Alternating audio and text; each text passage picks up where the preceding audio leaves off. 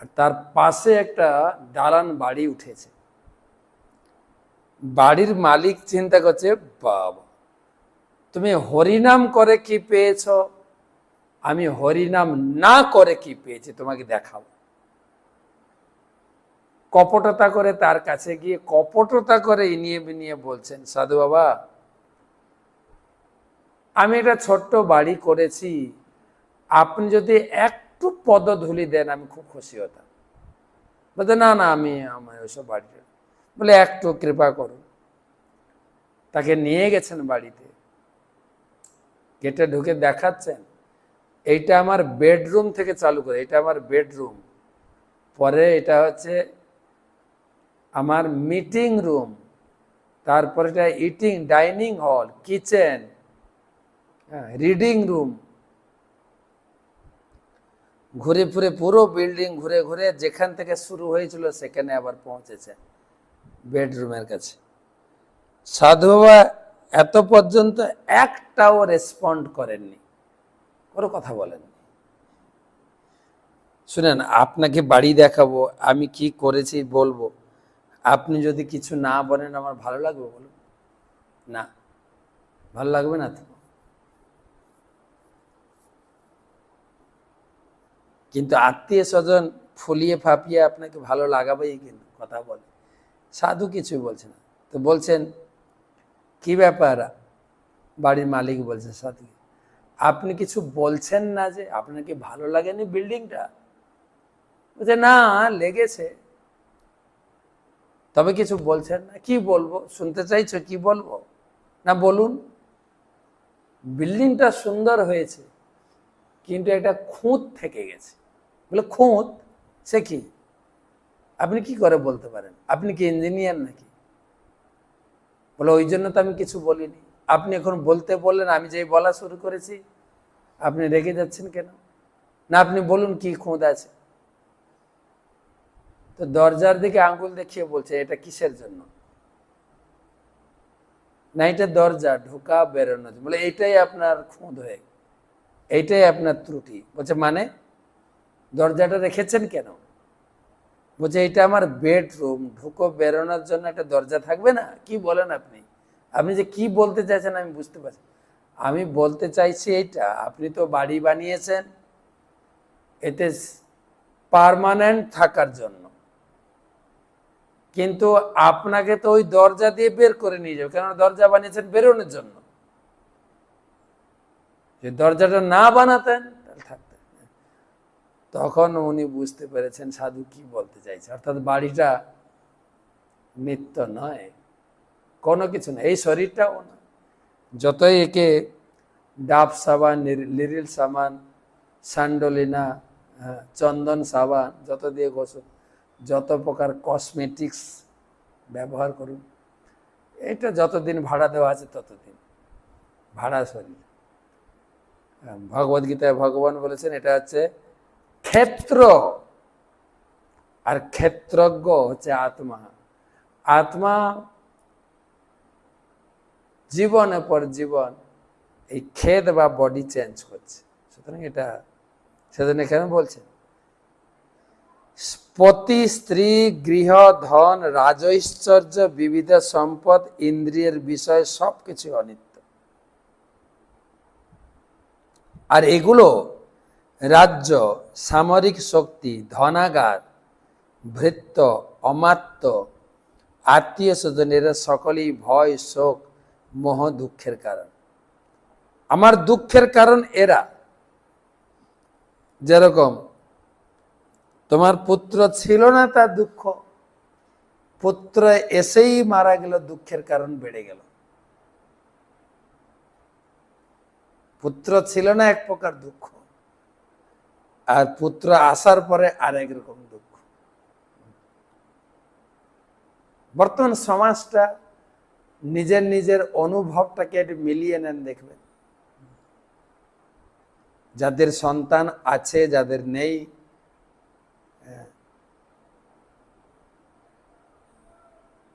কেউ বা ছেলে মেয়ে নিয়ে আনন্দে আছেন, কেউ বা শুধু মেয়ে নিয়ে আনন্দে আছেন, কেউ বা শুধু ছেলে নিয়ে, কেউ আর বলছেন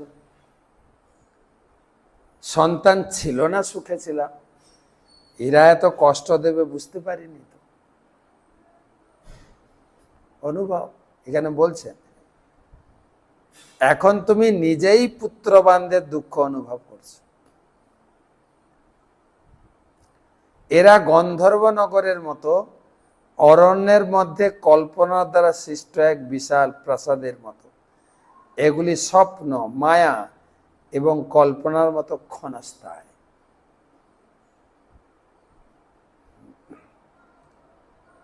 কবি বিদ্যাপতি গান লিখেছেন, কমল দলমল জীবন টলমল। কমলে পদ্ম পাতা, তাতে জল পড়লে জল তো ভিজায় না, যখন পাতাটা বাতাসে নড়ে জলটাও নড়ে। আমাদের জীবনটাও এরকম নড়বড়ে, সোজা কথা জীবনটা নড়বড়ে।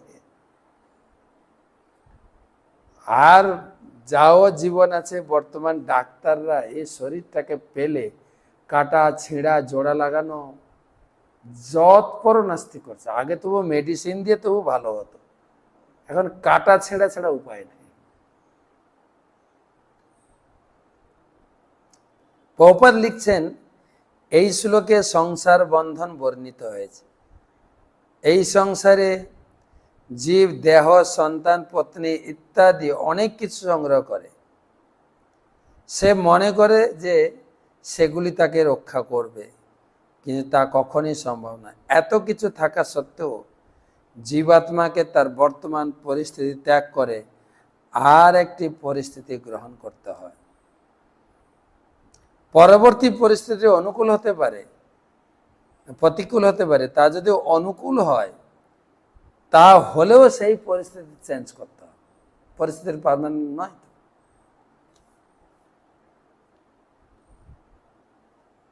এইভাবে জড় জগতে দুঃখ দুর্দশা নিবৃত্তি হয়।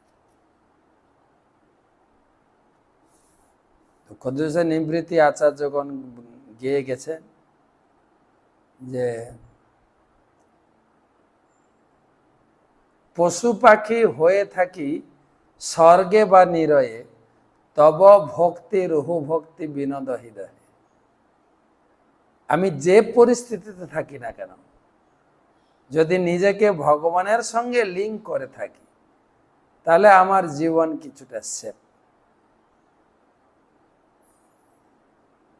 আমরা এই ভাগবতের এই অংশ থেকে একটা জিনিস অনুভব করা দরকার। এটা কিন্তু চিত্রকেতু রাজার পরিস্থিতি ছিল না, এটা আমাদের পরিস্থিতি চিত্রকেতু রাজার মাধ্যমে ফুটিয়ে তোলা হয়েছে।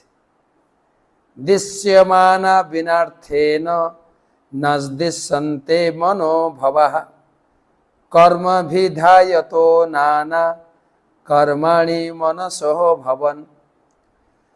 দৃশ্যমানা বিনার্থেন নদৃশ্যন্তে মনোভবাঃ কর্মভিধায়তো নানা কর্মাণি মনসো ভবন। স্ত্রী, সন্তান, সম্পত্তি, এই সমস্ত দৃশ্যমান বস্তুগুলি স্বপ্নের মতো এবং মনকল্পিত। প্রকৃতপক্ষে আমরা যা দেখি তা কোনো বাস্তব সত্তা নেই। কিছুক্ষণের জন্য তা দৃষ্ট হয়, তারপর তার আর অস্তিত্ব থাকে না। আমাদের পূর্বকৃত কর্ম অনুসারে আমরা এই প্রকার কল্পনা সৃষ্টি করি, সেই অনুসারে পুনরায় কার্য করি। এটা সংসারটা একটা স্বপ্নের মতো, বারবার বোঝানো হচ্ছে এদের বাস্তব সত্তা নেই। এ কথা নারদ মুনি অঙ্গিরা ঋষি চিত্রকেতু মহারাজকে বোঝাচ্ছে, যার সদ্য সন্তান বিয়োগ হয়েছে, পুত্র সন্তান। সেই অবস্থায় এই কথাগুলো মাথায় ঢুকবে তো? যা কিছু জড় তা সবই মনের কল্পনা, কারণ তা কখনো দৃশ্যমান নয়। আমরা স্বপ্নে রাত্রে যখন আমরা বাঘ বা অথবা সাপের স্বপ্ন দেখি, তখন সেগুলি প্রকৃতপক্ষে না থাকলেও ভয়ে ভীত হয়, কারণ স্বপ্ন সৃষ্ট বস্তুর দ্বারা প্রভাবিত হয়। যা কিছু জড় তাই স্বপ্নের মধ্যে, কারণ তার বাস্তবিক অস্তিত্ব নেই। তো বারবার চিত্রকেতু মহারাজকে বিভিন্ন বিষয় বিভিন্ন উদাহরণের মাধ্যমে বুঝাচ্ছেন আমাদের জীবনটা, আমাদের পরিস্থিতি, আমাদের পরিবার, আমাদের এই গড়ে তোলা সংসারটা সব স্বপ্ন।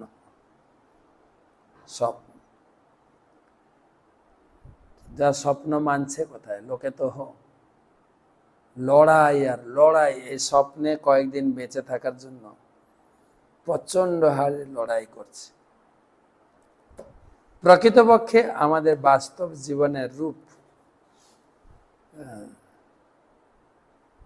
ভক্তদের কাহিনীর মাধ্যমে বোঝা যায়।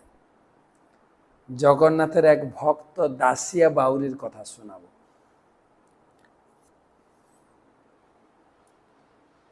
পুরী থেকে 2 কিলোমিটার দূরে দাসিয়া বাউরি নামে একজন নিম্ন শ্রেণীর উপজাতি বাস করত। সে অত্যন্ত অজ্ঞ, সদাচার, পাপাচার, এর মধ্যে কোনো পার্থক্য বুঝতো না। তার কোনো সন্তান ছিল না, স্ত্রী, আর সে ছিল অত্যন্ত দরিদ্র। পেশায় ছিল তাঁতি, কাপড় বুনতেন এবং বিক্রি করে কোনো রকম পরিবারের ভরণ পোষণ চলত। উৎসবের দিনগুলিতে তিনি পাশের গ্রামে ব্রাহ্মণের বাড়িতে যেতেন। ভগবানের গুণ কীর্তন হতো এবং ওখানে প্রবচন হতো, পাঠ হতো। যদিও তার অর্থ বুঝতো না, কিন্তু তার ভালো লাগতো। কোনো দিন ঘরে কিছু নেই, এটা বিরক্ত হতো না। কোনো রকম ভগবানের নাম কীর্তন শুনে তার সময় কেটে যেত। এবারে তারপরে সে গুরু দীক্ষা গ্রহণ করলো, মন্ত্র নিল, তুলসী মালা পরলো, তিলক পরলো। ধীরে ধীরে তার ভিতরে তিনি এই যে ভগবানের ভক্ত, সত্য, মিথ্যা, নিত্য, অনিত্য, এই ধীরে ধীরে একটু বুঝতে চেষ্টা করলো।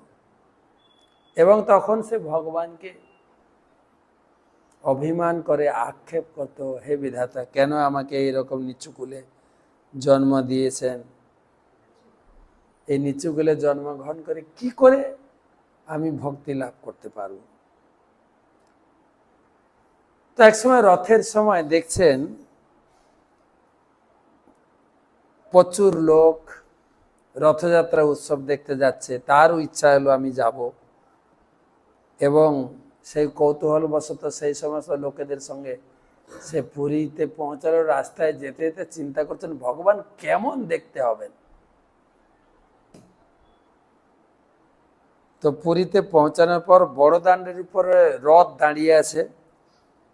সে এত ভিড় একটা জায়গায় স্থান করে নিয়ে আনন্দে অভিভূত হলো। যখন ভগবান রত্ন সিংহাসন থেকে বেরিয়ে যখন রথে উঠছেন এবং রথে যখন ভগবানকে দর্শন করলো, তন্ময় হয়ে দর্শন করছেন। ভগবানের কি অনিন্দ সুন্দর রূপ, ভগবানের সুন্দর আরক্তিম অধর, কৃষ্ণবর্ণ আনন্দ বিস্ফারিত সুশোভন নয়নদন, আনন্দে বিহল হয়ে বারবার চোখ ফেরাতে পারছে না, দর্শন করছে, দণ্ডবত প্রণাম করছেন। হে প্রভু জগন্নাথ, আমি এই জগতের মধ্যে সব থেকে পাপী। দয়া করে আপনি যেরকম সবাইকে কৃপা করছেন, আমাকে কৃপা করবেন, আমাকে উপেক্ষা করবেন না, আমাকে উদ্ধার করুন। বারবার জগন্নাথ দিকে তাকায়, মাটিতে দণ্ডবত হয়ে প্রণাম করে, উঠে তাকায়, প্রণাম করে। এই জগতে কেবল তুমিই সত্য। আমি গুরু বৈষ্ণবের কাছে যা শুনেছি, এই জগৎ, পরিবার, সংসার সবকিছুই অনিত্য। হে প্রভু, আমার যা কিছু আছে আপনাকে দিয়ে আমি আত্মসমর্পণ করছি।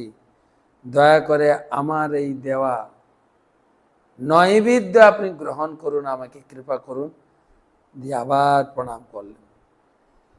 প্রণাম করছেন। রথযাত্রা লাখো লাখো লোক কীর্তন করছে, শঙ্খধ্বনি, ঘণ্টার ধ্বনি, উলুধ্বনি, কলধ্বনি। তা সে মানে শিহরিত হয়ে গেল দেখে। তারপরে রথযাত্রার দর্শন করে সন্ধ্যার সময় বাড়ি ফিরেছে। বাড়ি ফেরার পরে হাত ধুয়ে বসে তার স্ত্রী তাকে খেতে দিয়েছে। তার স্ত্রী যা রান্না করেছিল খেতে দিয়েছেন। মাটির থালা, মাঝখানে অন্ন, তার মাঝখানে শাক। তো এই যে থালা, অন্ন, মাঝখানে শাক,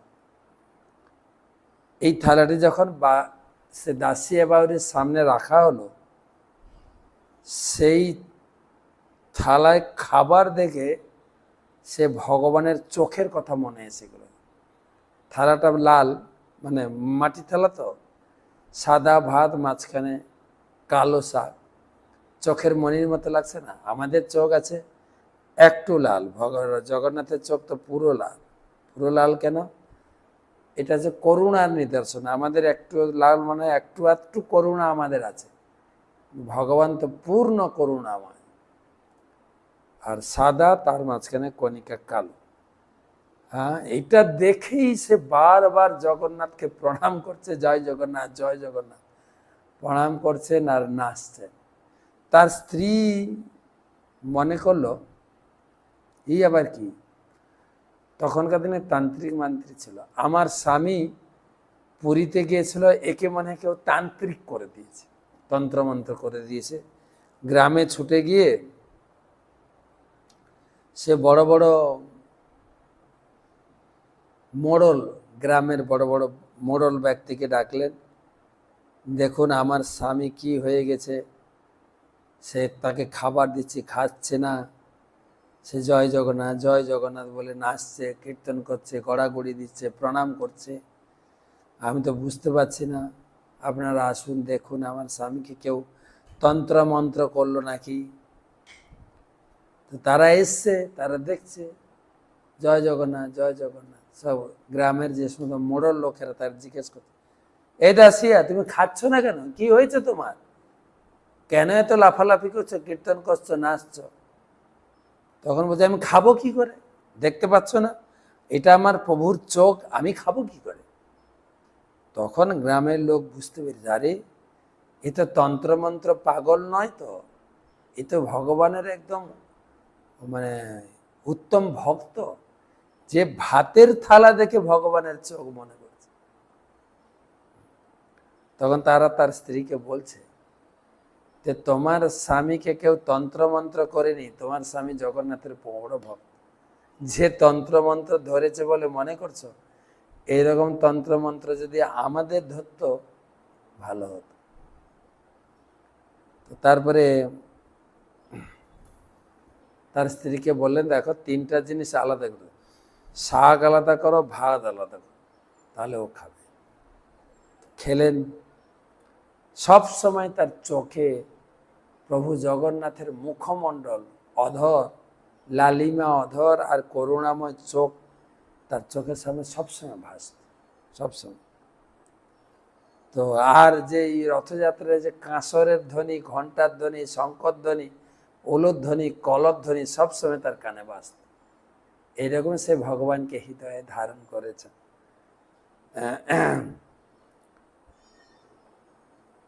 তো ভক্ত ভগবান অত্যন্ত প্রিয়। ভগবানের কাছে সবাই সমান, জাতি ভেদ প্রথা তিনি তো যাই হোক, দিন রাত সে ভগবানের স্মরণ করত, যেন ভগবানকে চোখে দেখত। যখন রাত্রিতে ঘুমাতো, রাত্রেই স্বপ্নে দেখতো ভগবানকে। একদিন সে শোয়ার সময় প্রার্থনা করল, হে প্রভু, আমি আপনার সেই অনিন্দ সুন্দর রূপ আমি ঘরে দেখতে পাই, দয়া করে আমার সামনে আবির্ভূত হবেন। ভগবান রত্ন বেদী সেজে তার ঘরে হাজির। বলে, দাসিয়া দেখো, তুমি আমাকে যেরকম দেখতে চাইছিলে, আর দাসিয়া দেখছেন প্রভুকে রথে যেরকম দেখেছিলেন সেই রকম তার সামনে দাঁড়িয়ে আছে। আর সে প্রার্থনা করছে, যোগী ঋষি মুনি যারা আপনার চরণ পায় না, হে প্রভু আপনি আমার গৃহে আবির্ভূত হয়েছেন, আমি নিজ জাতি, আমাকে কৃপা করুন, আমি কোনো সেবা কাজ করতে পারিনি। হে জগতের নাথ, কৃপা করে আমার কুটিতে এসেছেন। ভগবান বলছেন, দাসিয়া শোনো, তোমার হৃদয় স্বর্গ বা মোক্ষে আকৃষ্ট নয়। যে ভক্তি সহকারে আমার উপাসনা করে আমি তার প্রতি আকৃষ্ট হই।